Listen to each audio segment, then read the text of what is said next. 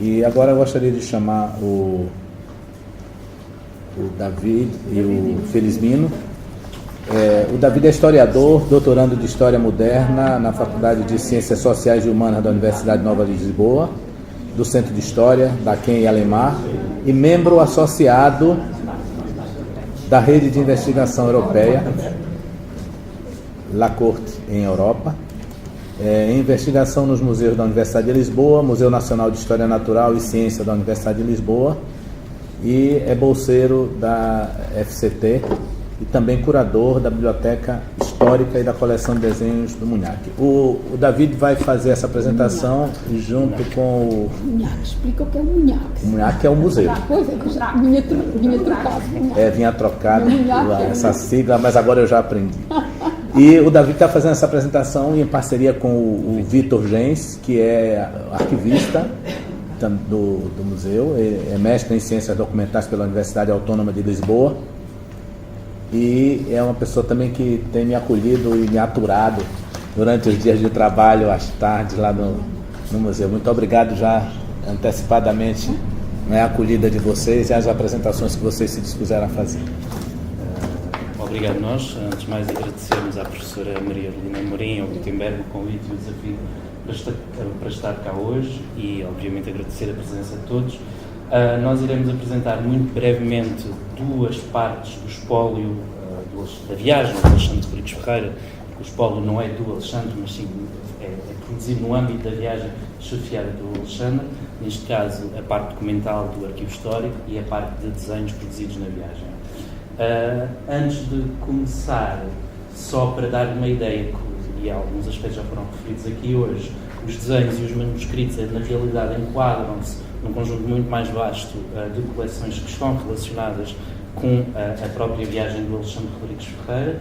Neste momento, o MNAC, portanto, o Museu Nacional de História Natural e da Ciência da Universidade de Lisboa, ainda conserva, e eu digo ainda conserva, porque parte dessas as coleções seriam muito mais vastas, e sabe-se que eram muito mais vastas, mas sofreram um grande incêndio em março de 1978 que destruiu parte dos manuscritos, provavelmente alguns desenhos e, sobretudo, a totalidade das coleções de zoologia e de antropologia que ainda estavam a cargo na altura da Faculdade de Ciências.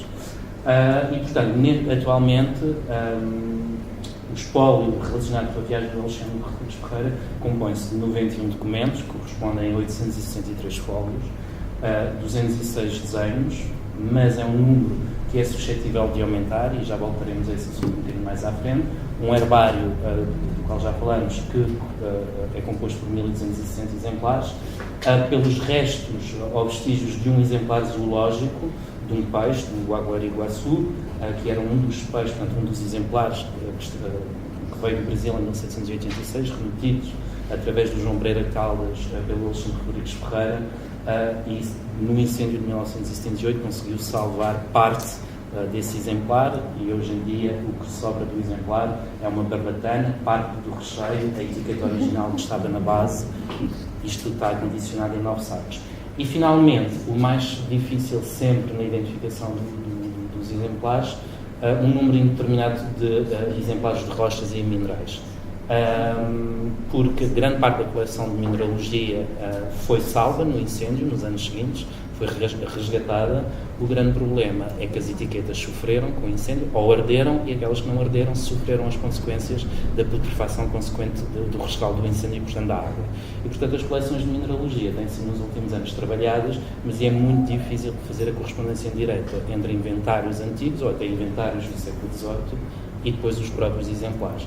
Por isso, o número permanece indeterminado de exemplares e está constantemente em crescimento conforme se vai estudando e conseguindo estabelecer relações diretas e inequívocas entre os exemplares e a documentação. Só frisar um aspecto também. Todo o espólio que o museu tem à guarda, ainda hoje em dia, proveniente da viagem do Alexandre Rodrigues Ferreira, na realidade decorre de uma linha direta de material. Ou seja, sabe-se que à época, quer durante a viagem do Alexandre, quer nas outras viagens, muitas vezes o material, quer fosse até, portanto, os inventários das remessas ou memórias escritas, eram enviados em duplicados, nomeadamente para mais duas instituições, a Academia de Ciências e a Universidade de Coimbra. Depois o próprio Real Museu da Ajuda também muitas vezes fez a retransferência de espólio para essas duas instituições. Portanto, o espólio que o museu tem à guarda, ainda hoje em dia, é da linha direta do museu, a linha da qual já falamos, portanto, Museu, Academia de Ciências, na altura Escola Politécnica, Museu Nacional de Lisboa, SIC na Escola Politécnica, hoje em dia Museu Nacional de História Natural e da Ciência. Dessa linha direta e na sequência do incêndio de 1978, o museu ainda tem, portanto, esse espólio do Alexandre enquadra-se num conjunto ainda muito mais vasto de coleções provenientes diretamente do Real Museu da Ajuda. E só para vocês terem uma ideia, 4 herbários, dos quais já falámos, não vou voltar atrás, ainda preservamos 137 volumes, portanto livros, correspondem a 70 livros provenientes diretamente, que cobrem quase todas as áreas, são sobretudo livros de botânica, mas ainda temos livros de mineralogia, de história, de direito e de física, provenientes do Real Museu da Ajuda, que estão na Biblioteca Histórica neste momento, 1511 desenhos que estão organizados em 11 códices provenientes do Real Museu, que estão na coleção de desenhos, os tais vestígios do peixe, um número indeterminado de coleções de mineralogia, que estão arrumados conforme a sua área, portanto, nas coleções de estratigrafia, mineralogia e paleontologia, sendo uma delas bastante conhecida, que é o famoso bloco de cobre nativo de grandes dimensões, que está em exposição permanente no museu, mas que tem uma abundante bibliografia sobre o assunto. E, finalmente, em termos de documentação, há um conjunto de 543 documentos que correspondem mais ou menos a 3.500 fólios, que cobre quase todas as viagens filosóficas, a própria administração do Real Museu ao longo de toda a sua cronologia de funcionamento, até alguma correspondência prévia sobre a preparação e a organização do museu. Só para conseguirem enquadrar aquilo que parece pouco, mas que é muito, dentro de um conjunto de realidade muito mais vasto. Só algumas palavras breves sobre a história, como é que estas coleções chegam a nós hoje em dia. Portanto, todo um conjunto de material foi produzido em todas as viagens filosóficas, a mandato da própria direção do museu e, sobretudo, do Real Museu da Ajuda e da Secretaria de Estado, em que os naturalistas, acompanhados dos seus botânicos, dos seus riscadores, desenhadores, e ajudados muitas vezes por também militares locais ou elites locais e por nativos, digamos assim, preparados para o efeito. Isso acontece nas viagens todas, a preparação ao longo da viagem de nativos que depois vão apoiar tarefas, que não vão ser só tarefas de carregamento, não é? Ao contrário do que muitas vezes se diz, é produzir todo um conjunto de material, porque eles tiveram todos a obrigação de observar, de registar, de preparar os exemplares, de remeter para Lisboa. Esses materiais, portanto, os manuscritos, os desenhos, os exemplares, foram todos remetidos para Lisboa, portanto, a partir do momento da partida, muito rapidamente todo esse conjunto é começado a ser enviado para Lisboa, até 1782. Todo esse material foi parar ao Real Museu da Ajuda, exceto os duplicados e as segundas vias. Portanto, agora eu vou esquecer as linhas paralelas de envios para outras instituições. Sabe-se que em julho de 1815, existe um grande inventário do museu, em 1794, que não faz a distinção da proveniência, em muitos dos casos, de algum dos materiais. Portanto, é muito difícil dizer em 1794 havia tal viagem isto no museu, tal viagem aquilo, etc. Muitas proveniências são omissas. Sabemos que em julho de 1815 parte do espólio que não fossem exemplares, das espécimes, estavam em casa do Alexandre Rodrigues Ferreira. Significa que entre o seu regresso a Lisboa e a sua data de morte, o Alexandre Rodrigues Ferreira começou a organizar o material que estava no Real Museu, proveniente da viagem que tinha chefiado, e que levou para casa, provavelmente para a organização, para estudo e para preparação. E ao ler-se a correspondência do Alexandre durante esse período, portanto, de direção, porque ele é nomeado diretor interino do museu e, portanto, já em Lisboa, sabe-se que ele iniciou a preparação e a organização e o estudo de todo o material. Falece em abril e em julho a viúva devolve ao Real Museu da Ajuda um conjunto de 238 documentos, 6 plantas, 8 desenhos avulsos, 14 códices de desenhos, 996 estampas e 73 chapas de cobre, porque, entretanto, o Real Museu da Ajuda estava a preparar diversas publicações em diversas áreas e foram abertas estampas de muitos exemplares botânicos, zoológicos e mineralógicos também, não só da viagem de Alexandre, mas de outros. Em 1836, este conjunto é transferido para a Academia de Ciências, a pedido da Academia, portanto, o Real Museu da Ajuda é extinto, a Academia de Ciências recebe a tutela das coleções do Real Museu da Ajuda para criar um Museu Nacional na sua sede, e as coleções são progressivamente transferidas a partir de agosto de 1836. Simplificando muito, porque isto é só assim, um voo do azul sobre a cronologia dessas coleções, logo neste primeiro momento, em 1836, há dispersão de coleções. Roubos, extravios, coleções estragadas, coleções que desaparecem, e isso está abundantemente documentado na correspondência da época sobre essas coleções. Exceto as coleções de botânica, porque paralelamente a 1836, muito pouco depois é criada a Escola Politécnica, e a Escola Politécnica, precisando de um jardim, recebe a tutela do Jardim Botânico da Ajuda, e precisa de coleções de botânica também para dar as aulas, e então sabe-se que os herbários ficaram na Ajuda para servir a Escola Politécnica, e muito provavelmente parte da biblioteca.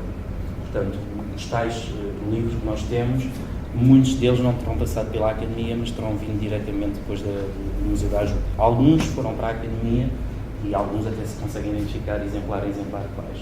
A Academia, paulatinamente, vai recebendo essas coleções, é um processo relativamente demorado, que demora cerca de 3 anos, e em 1842, a pedido do governo brasileiro, a Academia decide emprestar todo o material que tinha, material gráfico e documental, não é os exemplares, mas o material gráfico e documental, e nomeadamente as chapas de cobre, que já tinham sido abertas no século XVIII, em final do século XVIII. Aliás, a data exata da abertura das chapas de cobre é 1804, e está extremamente bem documentado. Elas são todas feitas em Londres, mais ou menos no mesmo ano. Foi pelo George Harris, que é um gravador inglês, que na altura era relativamente importante, e que está na origem da abertura das chapas de muitas obras europeias desse período. A pedido do governo brasileiro, em 1842, que decide publicar todo o material gráfico e documental do Alexandre, a Academia de Ciências empresta ao governo brasileiro, a ata do empréstimo e a transferência dessas coleções é feita já só no início de 1843, empresta, portanto, 6 plantas, 221 documentos, 3 códices de desenhos, 8 desenhos avulsos e 34 chapas de cobre. Essas coleções, nesta altura, também sofrem, o processo de empréstimo não é pacífico, não é? A demanda do empréstimo não é pacífica e não é consensual na altura. Há vários pareceres contras e outros pareceres a favor. O certo é que logo nessa altura, apesar de, portanto, existe inventário desse empréstimo, logo nesse momento vários documentos e desenhos vão ser extraviados e reaparecem muito mais tarde em Portugal sem nunca terem sido enviados para o Brasil, apesar de terem sido emprestados. Em 1858, para abreviar um bocado, Dom Pedro V decide, passando um bocado o pormenor, exatamente, Dom Pedro V decide a transferência das coleções da Academia de Ciências para a Escola Politécnica, para aí criar um novo Museu Nacional de Lisboa. As razões dessa transferência são várias, mas sobretudo, e a Academia de Ciências não gosta muito que se diga isso, mas o certo é que em 1858 a Academia não tinha as condições para preservar as coleções. Tinha graves problemas de manutenção, graves problemas de manutenção dos exemplares, e há vários relatórios da época sobre o assunto, e também tinha vários problemas de roubo e de furtos internos, e também há muita documentação que fala desses problemas, e o certo é que vai ser o argumento principal para finalmente a Escola Politécnica receber as coleções. E recebe paulatinamente, porque também é um processo bastante demorado, de transferência das coleções, os exemplares, que se fossem eles de zoologia, de mineralogia, a biblioteca, os desenhos, alguns desenhos, o arquivo, o restante, portanto estamos sempre a falar do restante, não é? Portanto é uma coisa que se vai depauperando sempre ao longo do tempo, e alguns exemplares também são extraviados nesta altura. 2 dos exemplares que tinham sido extraviados, mas estavam incluídos no empréstimo de 1842, reaparecem em finais de 1861, mais exatamente em novembro de 1861, e são adquiridos pelo Bocage, José Barbosa do Bocage, na altura diretor da secção zoológica do Museu Nacional de Lisboa. São adquiridos, portanto são comprados por ele para o museu. E são ainda hoje em dia os 2 volumes de originais que o museu conserva e dos quais irei falar mais à frente. E finalmente, pronto, os herbários entraram em 1874, o processo é demorado, só pela graça, em 63 é dada a coleção de Dom Pedro das necessidades pelo irmão Dom Luís à Escola Politécnica, já estão a transferir coleções das necessidades para a Escola Politécnica e na mesma altura ainda estão a transferir coleções da Escola, da Academia de Ciências. Até há um desabafo numa carta do Bocage, que está na Corretom, que diz que quisemos tanto isto e agora não temos mãos a medir porque é dos 2 lados que está a chegar tudo ao mesmo tempo. Porque desde 1837 que a Escola Politécnica reclamava as coleções da ajuda. Então, falando dos desenhos, o museu ainda tem, hoje em dia, 206 desenhos originais, porque já durante a viagem foram produzidos desenhos originais, ou de forma finita, ou de forma inacabada, e depois eram finalizados em Lisboa.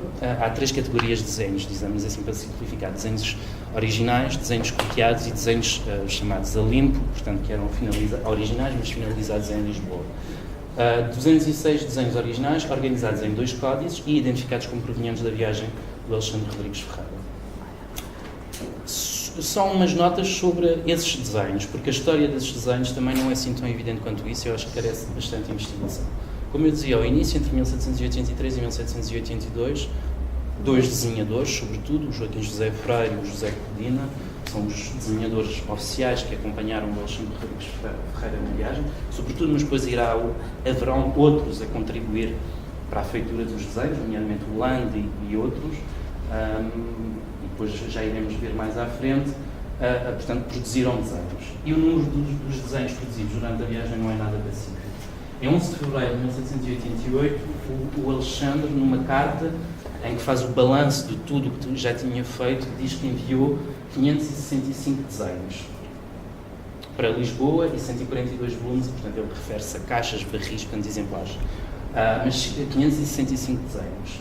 Escassos meses depois, Agostinho José do Cabo, portanto o botânico, jardineiro que acompanha o Alexandre durante a viagem, se repararem, 6 meses depois, diz que já enviaram 629 desenhos. Mas se fizermos o somatório de todos os desenhos mencionados na correspondência do Alexandre, nos inventários, nas listas de remessa, que medeiam as datas de agosto de 1788 e setembro de 1792, só temos um número de 29 desenhos, para além dos 565 já enviados. Portanto, há já aqui uma primeira discrepância, não é? Até porque é muito, apesar dos desenhos, obviamente, não estarem discriminados de exemplar a exemplar nos inventários, muitas vezes aparecem nas listas de remessa como, sei lá, 10 riscos da cidade X, ou 10 plantas da cidade, etc. Muitas vezes na correspondência o Alexandre ou o Agostinho José do Cabo vão discriminando as peças uma a uma. Concluímos os 3 desenhos, não sei o quê, fizemos não sei o quê, foram enviados no barco, e portanto há aí já uma primeira discrepância. A segunda grande discrepância é no inventário de 1794, que compila na soma total, não é? Portanto, é um típico inventário do século XVIII, em tabelas deve haver, compila 1015 desenhos originais e 544 desenhos copiados, portanto, in loco, já no Real Museu da Ajuda, desses 1515. No entanto, se fizermos a soma dos itens que supostamente vão dar os 1015, na realidade a soma está errada. Dá um número muito próximo dos 700. Portanto, eu diria que há um número indeterminado de desenhos produzidos entre 1783 e 1792 que, grosso modo, deve corresponder entre os 700 e os 1000. Aliás, existe um inventário muito detalhado do Museu de 1823, deste redigido pelo Brutero, que não é tão detalhado quanto ao inventário da Casa do Risco, portanto, onde estavam depositados os desenhos, que repete a soma total do inventário de 1794, mas não discrimina, portanto, os itens que vão dar à soma. Mas também sabe-se que na altura muitas vezes os inventários não eram feitos de raiz e eram só meras cópias e brevemente fiscalizadas, mas isso em todas as áreas.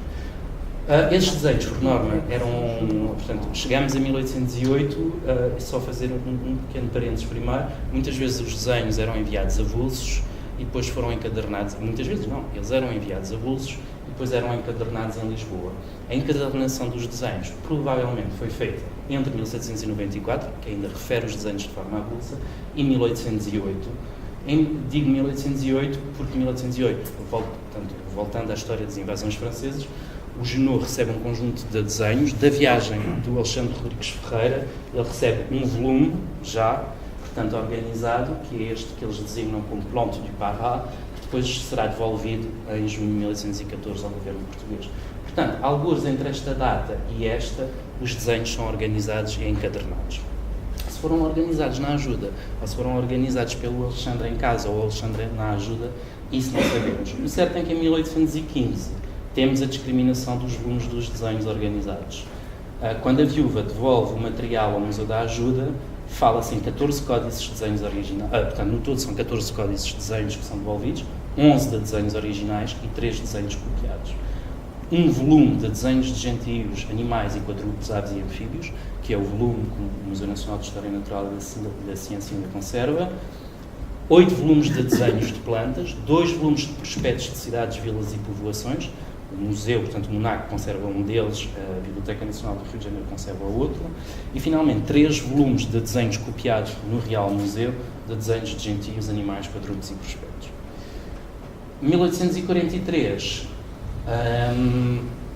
só para verem que no empréstimo foram considerados todos esses volumes que eram referidos como estando em casa do Alexandre, e desaparecem um aqui, outro aqui e outro aqui. São os 3 volumes adquiridos pelo Bocage em 1868. O volume de desenhos de gentios, animais, quadrúpedes, aves e anfíbios, um volume de plantas do Pará e um volume de prospectos de cidades, vilas e povoações. Este volume está desaparecido desde 1868. Ou seja, este volume, com base em todos os inventários e a documentação da biblioteca da secção zoológica do Museu Nacional, sabe-se que entrou em finais de 1861 na Escola Politécnica, ainda aparece nos inventários de 1862, 1865 e 1868, e a partir daí desaparece dos inventários sistematicamente até hoje em dia. Portanto, a última referência a um volume original de plantas é de 1868. Eu não vou tecer grandes considerações nem históricas, nem científicas sobre os desenhos, que a ideia, nem sobre os manuscritos, nem interpretativa. A ideia era vos dar uma ideia da coleção, mas só alguns elementos. Na maioria, os desenhos foram feitos por riscadores profissionais assalariados pela Casa do Risco, do Real Museu e Jardim Botânico da Ajuda. Portanto, neste caso, sobretudo o Joaquim Freire e o Código. E outros foram feitos provavelmente por quadros de unidades militares instalados em loco, estacionados no Brasil. Qual era a função destes desenhos? A semelhança dos exemplares, tinha obviamente uma função científica e informativa, ou seja, de acordo com as instruções que os naturalistas e os riscadores tinham recebido, os desenhos eram importantes, portanto faziam parte do seu trabalho e da própria prática científica que eles se destinavam, daí o registro de novas espécies e a exata reprodução das já conhecidas, e daí a maior parte dos desenhos portanto, dos espécimes nos desenhos serem representados como manda a ilustração científica, digamos, manda entre aspas, serem representados isolados do seu habitat, por vezes com planos de corte, pormenores à escala real ou até por vezes ampliados. Cerca de 35% desses desenhos dos desenhos depositados no Museu Nacional de História Natural. Se formos ver a coleção do Rio de Janeiro já não acontece com tanta frequência. 35% dos desenhos têm comentários originais do Alexandre Rodrigues Ferreira. Obviamente esses desenhos têm uma função artística e estética de deleite, para além do seu valor científico e informativo, e aqui só pus uma citação que eu acho bastante significativa, do Alexandre Rodrigues Ferreira, numa carta para o Meli Castro. Tinha obviamente uma função económica, não é? E agora não vou repetir tudo o que disse a professora Maria Adelina Amorim, mas é isso, não é? O aproveitamento dos recursos naturais para o desenvolvimento económico e industrial português, ou português no sentido lato. Obviamente tinha um significado político, uma função política, porque em última instância o desenvolvimento económico levava ao desenvolvimento social, ao bem comum e à paz social, e obviamente tinha uma função simbólica de posse e detenção do saber, de um conhecimento que durante um tempo se quis secreto, mas depois a partir de determinada altura também é prestigiante transmiti-lo e divulgá-lo. Portanto, a posse e a transmissão desse saber tem uma função simbólica na política régia. Os dois riscadores já mencionados, dos 206 ainda desenhos à guarda do museu, são responsáveis por 99 dos desenhos. Isso significa que os restantes não estão assinados.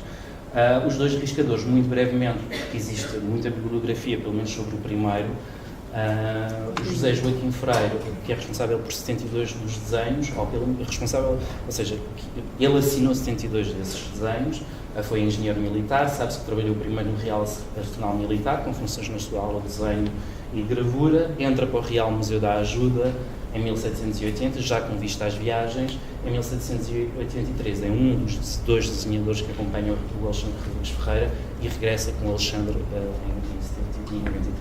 O Codina assina 27 dos desenhos. O Codina falece no Brasil em 1790 e sabe-se que entrou para o Real Museu da Ajuda em 1781. Finalmente, numa perspectiva geral, os desenhos de zoologia, aqui segundo direi dizer que os desenhos correspondem a várias áreas, não é?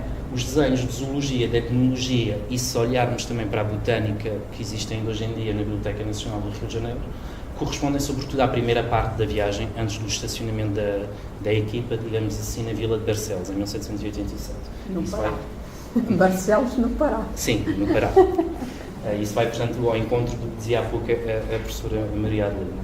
Os desenhos urbanísticos, prospectos de cidades e de rios, essencialmente à segunda parte da viagem, depois da permanência em Barcelos, que era muito mais administrativa e que, a partir de 1787, o Alexandre desde o princípio da viagem, é pedido e solicitado um conjunto de levantamentos populacionais, geográficos e topográficos, não estavam pensados inicialmente na viagem, mas isso acontece em todas as viagens filosóficas, é a administração local, a administração central em Lisboa, aproveitar a presença dos naturalistas e da sua equipa para encomendar levantamentos, etc. Os desenhos, essa parte, digamos, mais geográfica e topográfica dos desenhos, corresponde sobretudo à segunda parte da viagem. Agora, olhando para os desenhos um a um, temos dois volumes ainda à guarda, de originais. O primeiro volume, de desenhos de gentios, animais quadrúpedes, aves, anfíbios, peixes e insetos, é composto por 135 pranchas numeradas, com desenhos aguarelados a cores. 60 destas estão assinadas pelo Freire, e 23 pelo Codina. Os desenhos são desenhos feitos durante a viagem, obviamente. A maior parte destes desenhos têm datas compreendidas, porque muitos, sobretudo os desenhos do Freire, estão datados e geograficamente localizados e muitas vezes identificados, portanto, os espécimes são identificados e muitas vezes essa identificação é certificada pelo Alexandre. Tem data compreendida entre 1783 e 1790, ainda que a maioria seja anterior a 1786, e correspondem essencialmente à primeira parte da viagem. De quem serão os desenhos não assinados? Obviamente, e essa parte carece de investigação, obviamente alguns serão do Freire, outros do Codina, outros eventualmente até terão sido finalizados na Ajuda. A Ajuda, na sua casa do risco, para além de riscadores, digamos, chefes, não é? Tinha um conjunto de aprendizes que se dedicavam nessa prática de aprendizagem do desenho à cópia dos desenhos originais. Portanto, alguns terão sido finalizados na Ajuda. Eventualmente, alguns podem ter sido esboçados por índios treinados. O Alexandre treinou vários nativos para diversas funções, e nomeadamente um Cipriano Sousa e um José da Silva como preparadores, ainda que na correspondência haja referência a trabalhos de desenho feitos quer pelo Cipriano, quer o José. Portanto, eles são todos, na realidade, apesar de serem especializados, até o próprio Alexandre, não é? De acordo com aquilo que estava a dizer, ou outros, o próprio Agostinho José de Cabo, apesar de ser botânico, muitas vezes até serve de secretário, não é? Ele é que redige as memórias que são cotejadas e ensinadas no final pelo Alexandre. Portanto, alguns até poderão ter sido feitos por Cipriano e José e por um conjunto de outros militares, sobretudo alguns dos quais irei falar mais à frente. Este volume inclui 17 desenhos etnológicos ou antropológicos, portanto, representações de gentios, muitas vezes nas suas vestes tradicionais, adornos de cerimónia ou adornos de uso comum e diário, 22 desenhos de mamíferos quadrúpedes, 39 desenhos de aves, 46 desenhos de anfíbios, dos quais 39 peixes, e finalmente 7 desenhos de insetos. Este volume tem uma cópia original, portanto ainda feito no Real Museu da Ajuda, incompleta no Museu Nacional do Rio de Janeiro, e tem uma segunda cópia original também incompleta na Biblioteca Nacional do Rio de Janeiro. E que entre essas duas cópias, portanto são desenhos copiados, integram a tal transferência de 1843. O segundo volume, que é um volume de prospectos intitulado Prospectos de Cidades, Vilas, Povoações, Fortalezas e Edifícios, Rios, Cachoeiras da Expedição Filosófica do Pará, Rio Negro, Mato Grosso e Cuiabá, originais volume 2, porque ele faz parte de um volume 1 que está no Brasil hoje em dia, portanto que foi transferido em 1843. O segundo volume inclui 76 pranchas numeradas, com desenhos aguarelados a cor. 4 destas pranchas são assinadas pelo Codina, 12 pelo Freire.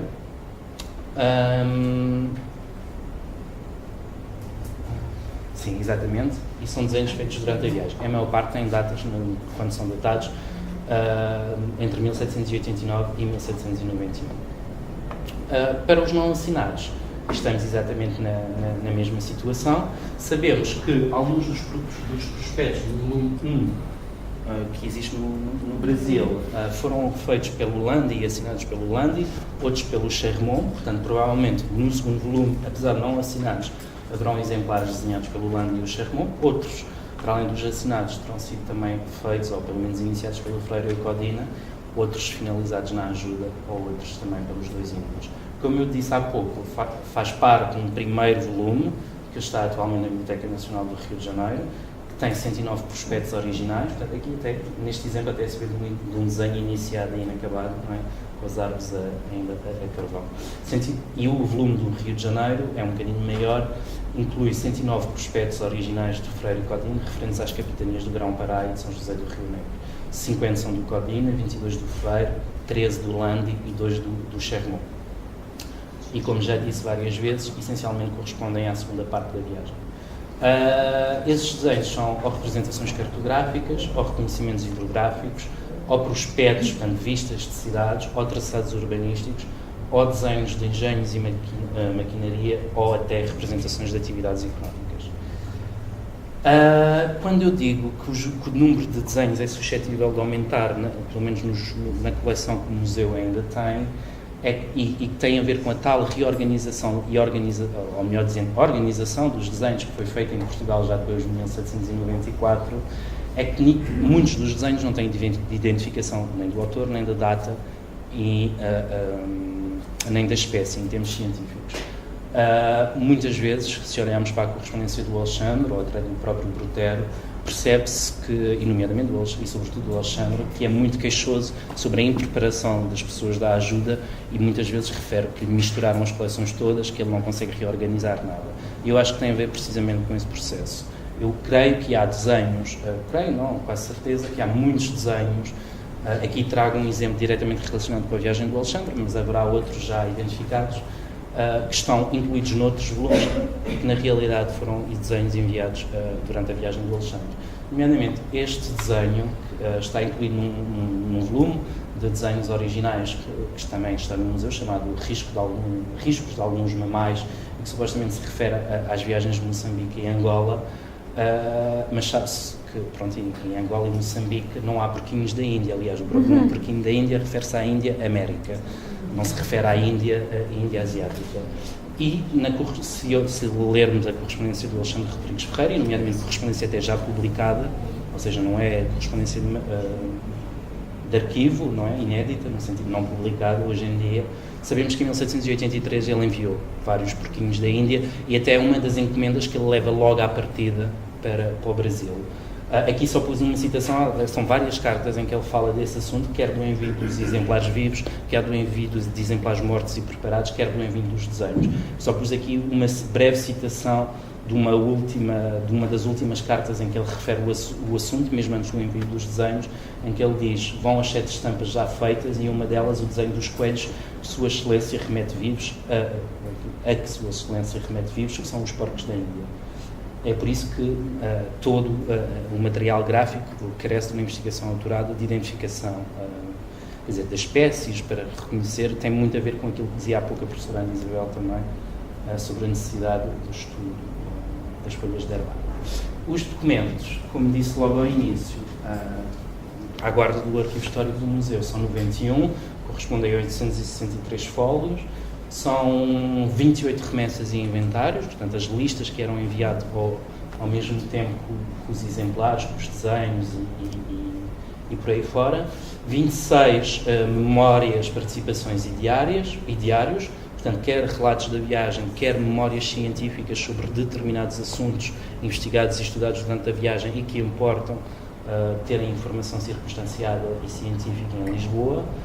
Nomeadamente, no museu temos, sobretudo, muita documentação sobre a quina, que será um assunto muito importante durante a viagem.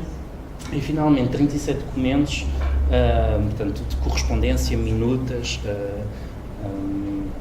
para Lisboa, de pessoas que envolvidas na viagem. Estas pessoas, os autores desses documentos, à semelhança dos desenhos, o Alexandre raramente é autor direto da documentação, à semelhança dos desenhos. O que nós temos do Alexandre muitas vezes são anotações, cotações de documentos redigidos por outros e assinaturas, em que ele rubrica, não é? O secretário ou alguém que serve de secretário de escrivão redige as cartas ou as memórias e o Alexandre assina.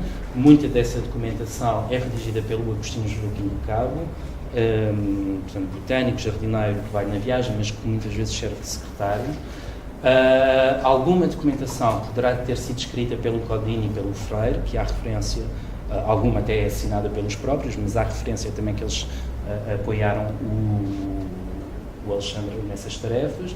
Também, obviamente, por militares locais, militares ou membros da administração local diretamente envolvidos no processo da viagem, nomeadamente o capitão do Pará, o João Pereira Caldas, mas pode ser também outro capitão ou até religiosos locais que se correspondem no local com o Alexandre e depois a documentação é remetida para Lisboa. E, finalmente, parte dessa documentação não é documentação original, mas já sim cópias de documentos originais, feitos em dois momentos diferentes, quer na altura no Real Museu da Ajuda, quer na Academia de Ciências. Os documentos da Academia de Ciências, as cópias da Academia de Ciências, são facilmente identificáveis pela sua, quer dizer, muitos deles até estão assinados, as cópias identificadas como sendo cópias e feitas por, mas muitos deles têm a letra do António Azevedo Coutinho, digamos que era o escrevente dos catálogos e papéis literários do Real Museu e Jardim Botânico da Ajuda, que transita depois para a Academia, com o fecho da Academia, e do Francisco Assis de Carvalho, encarregado, sobretudo, da secção de Zoologia do novo Museu Nacional na Academia, depois também que também veio da Ajuda. Aqui em baixo um exemplo daquilo que eu dizia há pouco, não é? A letra do Freire, a identificar o local de recolha e a data e depois a identificação científica com a letra do Alexandre. Aliás, isto aqui também é a letra original do Alexandre, que é facilmente reconhecível, e aqui a diferença entre os dois. Finalmente, só dizer que a documentação encontra-se toda disponível no Arquivo Histórico do Museu, organizada da seguinte forma, portanto, está incluída dentro da série do fundo documental do Real Museu e Jardim Botânico da Ajuda, e a viagem filosófica chefiada pelo Alexandre corresponde a uma subsérie, portanto, de um fundo documental muito mais vasto que é o do Real Museu. Grande parte dessa documentação encontra-se digitalizada e disponível. O arquivo está aberto para consulta todos os dias úteis, das 10 às 5, portanto não é difícil. Não está disponível online, mas in loco há vários IDDs, digamos assim, para usar o termo certo, para pesquisar. Os desenhos estão organizados na coleção de desenhos antigo, estão a ser estudados por várias pessoas e, em particular, está a ser preparado um projeto, que, se correr tudo bem, há de arrancar agora no verão, chamado Riscar o Mundo, Desenhos Científicos do Império Português, nos fundos documentais do Monaco, da Universidade de Lisboa, século XVIII e XIX, que irá estudar não só o espólio das viagens filosóficas, mas a vastíssima coleção de desenhos que nós temos, e que passa também por todo um conjunto de viagens e expedições científicas do século XIX, e que reúne 29 investigadores de 12 instituições portuguesas e brasileiras. Aqui só pus alguns nomes. Pronto, e agradeço a atenção de todos e espero ter sido claro.